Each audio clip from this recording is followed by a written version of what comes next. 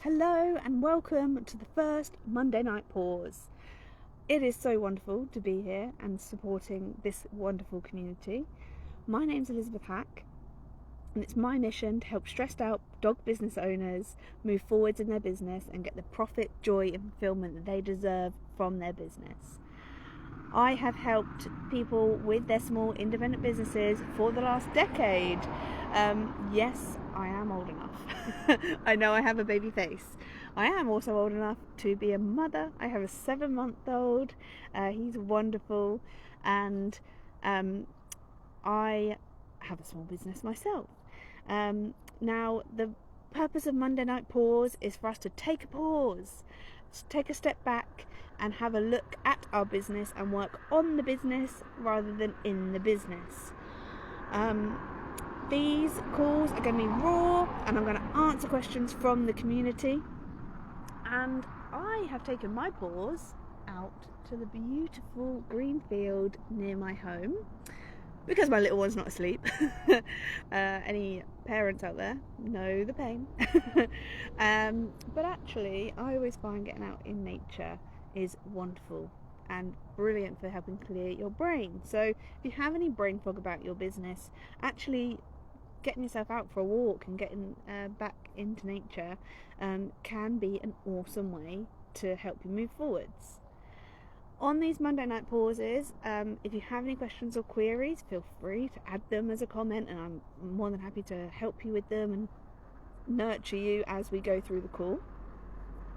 I also reach out to my community, and I'm also bringing trainings and lessons from the coaching calls that I've had this week, because if you've thought it, somebody else in the community thought it too. I've been around small independent business owners in different niches. I've had the pleasure of working with gym owners. I actually lived on the road and moved all around Australia, New Zealand, England and Scotland, working with independent business owners and launching their business every 6 weeks. So when it comes to marketing and making an impact, I can absolutely help you with that. And within the chiropractic space, absolutely awesome industry to work within, wonderful humans with massive hearts, and they are very similar to dog business owners because they have spent years learning a craft and a skill, and now we're in business and they're lost and they just need the help and direction. So I'm here to help direct and guide you. And the question from the community that I've had is from the amazing Amy T, newly qualified vet hydrotherapist and rehab specialist, and she wanted to know where her focus should go now that she's starting her business. Now, to help answer this question, I need to over communicate that there's different stages of business, and every level has a new devil, but as we go through the stages, there's things that you do in one stage that you don't need to do in the other. So often what happens is you get bombarded with information from lots of different noise, and then there's so much to do that you just get paralyzed with fear. Like, give me a like and comment yes, so that I can watch it even when you're watching this on replay to confirm. Do you get overwhelmed? If you don't, you're awesome. And when there's so much information on what to do, knowing the stages of business is going to be super helpful. So the foundation stage, a startup stage, this is where we are either not turning a profit or we're turning profit but below our threshold of like break even, really. So that's startup phase. It's absolutely the hardest phase, and that's why I think it's about 86% of startup businesses don't succeed, because that phase is a hard trudge, but with the 5 tips that I'm going to give you right now, you're going to get through it and you're going to do awesome, and I believe in you and you can do it. Stage 2, stage 3 and beyond, there are other tips and things that we can do to help you build momentum and get traction and blow it out of the water. But I'm going to focus on the first stage. So some of the things I'm going to say, you're going to go, what? I've done that? Have I made a mistake? Should I have not? No, you're perfect. Anything you've done so far is perfect because you've done it. I just want to be clear that there are 3 stages. This stage, and the top 5 things to focus on when starting out. The first thing is marketing. And marketing is not in the way that you think it could be. Oh, that was a moth. These Monday night pauses are raw and unfiltered, and I'm scared of moths. Okie dokies. I'm gonna be cool. I'm not scared of the moth. Oh, jeepers. Anyway, number 1, marketing. Things not to do. You do not need to spend your money on Facebook ads yet. You do not have a building, you don't have a community. I've just turned off some background noise, so hopefully you can't hear the cars. So in the startup stage, please don't invest your money in Facebook ads yet. This is for later on. Also, don't invest in a website. This sounds crazy. Who is this woman? Why is she saying this? It's been proven time and time again. And actually, websites, back originally, a decade ago, yes, you would have wanted a website. And there seems to be this feeling of like, I'm not a business owner until I have this fancy website that makes me look amazing. People check out your Facebook and LinkedIn way more than your websites these days. Also, you can spend lots of money on a website, and I just don't. If you want to get a website, absolutely get a website. Like, that's great. But if whilst you're in this startup stage where we're not yet making capital, just knowing what to invest in is really wise. And that's where I'm coming from with that angle. It's not an investment for now. What you do need to invest in, though, is networking. Get local. Go visit the shops in and around your local area and the next town over. Maybe draw a 5 to 10k radius around your area, because that is how far your clients will be willing to travel for your services. If you're a big specialist like Amy is in like rehab, then yes, people may travel further.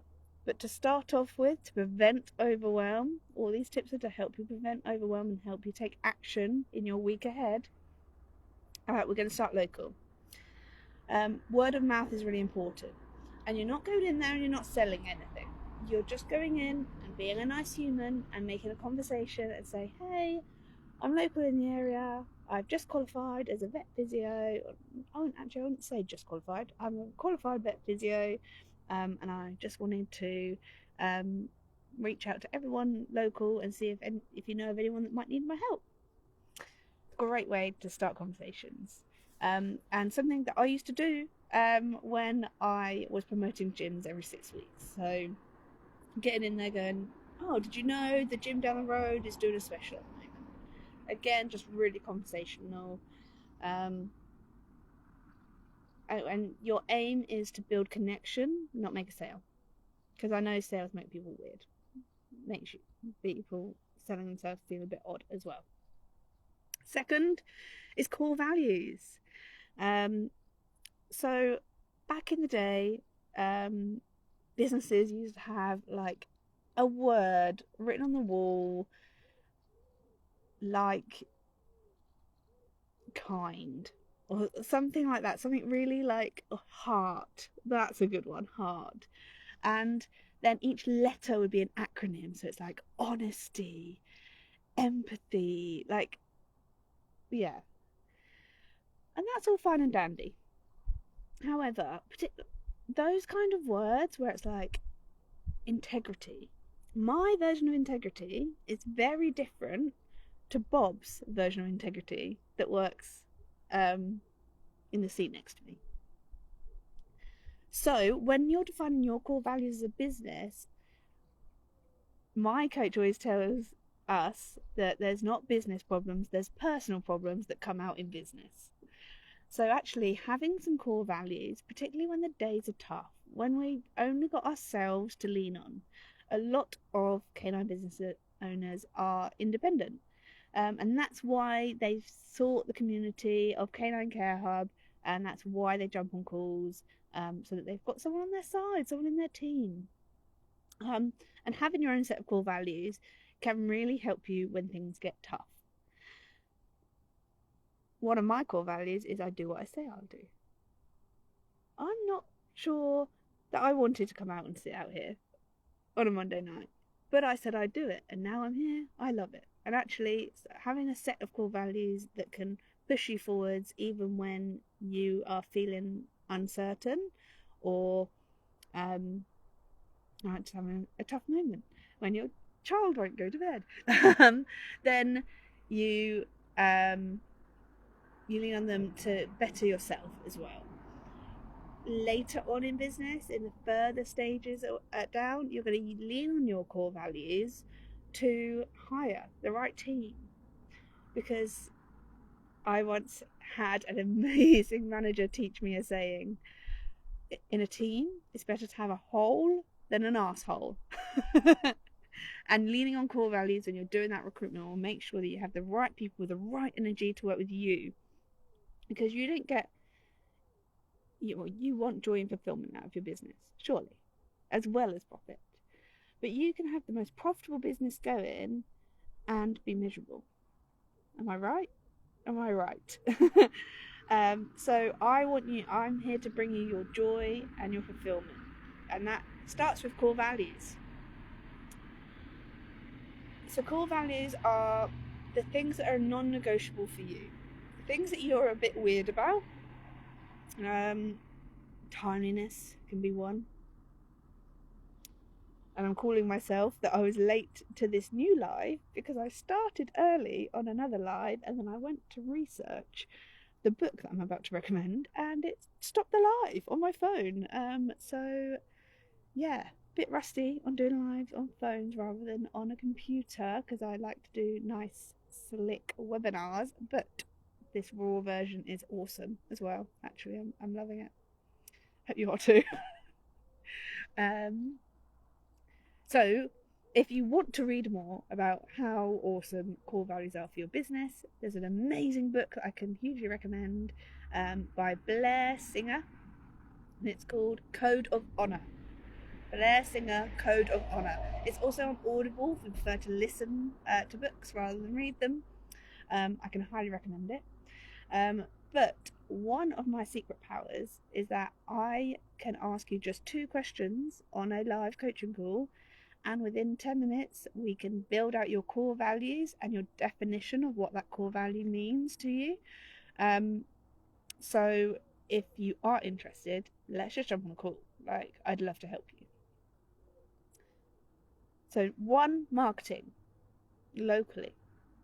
2, core values, so that you've got something to stick by when things get tough, so that you can raise your own bar. 3 is community. Get around trainings and seminar. Get around the campfire. Again, when you're driving a business on your own, you're relying on yourself. Having a community that gets it and gets what you're trying to achieve is huge. Also, when you get around a community like that and one of your mates starts doing really well in business, it gives you that certainty that you can do it as well. Oh, jeepers. If Ygritte can, I'm making up a name because I didn't want to accidentally say a name of someone and they think I'm talking about their business. If Ygritte can do this, then I can do this.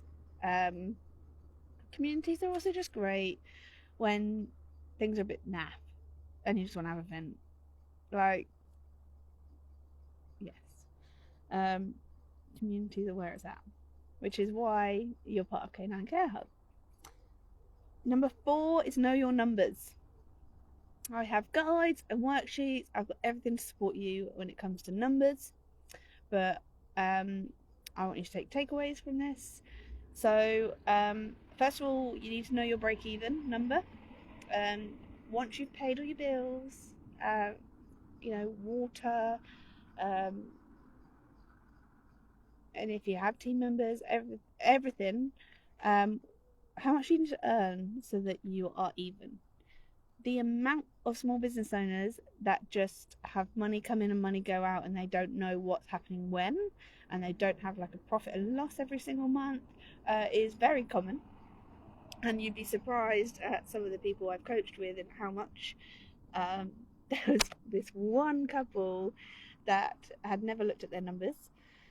They knew they were okay, they knew they could pay for everything, but they had this big goal. And when they sat down and worked out the numbers, they went, oh, we've hit our target numbers that they were like striving for. So actually they didn't even know to celebrate how awesome they'd done. So knowing your numbers can be really harrowing. A lot of people that do this tell me how much they hate it, and that's why accountability is really important as well. Having regular coaching sessions with a coach doesn't have to be me, but having a regular coaching session with a coach will make you go, oh, I need to know those numbers, because I know she's going to ask for the scorecard. Knowing those break-evens, and then you know when you're turning over profit, and we can make targets and goals for the next 90 days based on what we know. If we don't know our numbers, we're just driving blind. And I don't want you to drive blind. I want you to drive with certainty. Hello, viewer. Can't see your name. Say hi in the comments. And thank you for joining Monday Night Pause. Point number 5 is charge your worth from the get-go. This comes with a confidence thing, and I'm not telling you that you cannot drop your rates while you build your own certainty. You can absolutely do specials, but it is much easier to charge what you are worth from the start and offer out discounts as a startup, summer special, than it is to charge low, try and out-compete everyone else in your area, and then have to try and raise the prices and have to have that conversation with people. I'm fine with having that conversation, and I'm fine with giving you the confidence to have that conversation if you've already set prices. However, when people are looking for quality care for their animals, who are a very high priority to them, they don't want the cheapest person. They want the person that's qualified, which you are, and they want to go to someone that's the top of their league. You position yourself at top of that league when you position your prices. I've got a fun story with this, actually. So I am a luxury spa home-to-home groomer, and I had someone reach out to me and say, I'd really love for you to come to my house, you've been personally recommended. And I was like, do I want to do it? I'll just double my price. So, and this was because my business coach had been doing a big drive on everyone raising their prices. So I just took a stab and went, I'm just going to double it on the spot. So it was going to be X amount, and I said, oh, it's going to be blah. This is what I would include, and it's going to be blah. And they went, okay, yeah, no problem. When can we book you in? And suddenly that client and that groom went from, something I've got to go do, to something like, oh my God, I'm getting paid really well to do this. So actually, if you, in the week ahead, just have the confidence to just, on the spot, hike a price up for a new client and just sit and feel awkward about it for a moment and see what they say, then, and if you nail them, I want you to message me. Not, if you get the sale, because that was such an epic moment for me. That was like a barrier breaking. And you've spent time and effort qualifying what you do, so you should earn what you are worth. And also the thing about websites, which you won't have, or if you do have, take your prices off. We're not Amazon. We have worked too hard to have people compare us against one another based on our price on our website. Get them to communicate to us so that we can communicate to them how much we care about their animals. So the first Monday night pause is done. So it's raw, unfiltered, moths attacking me, business support. I cannot wait to see you next week, and I will be reaching out to the community. So keep a lookout in your inbox so that I can keep building and helping you grow. Have a wonderful week. Cannot wait to finish serving you.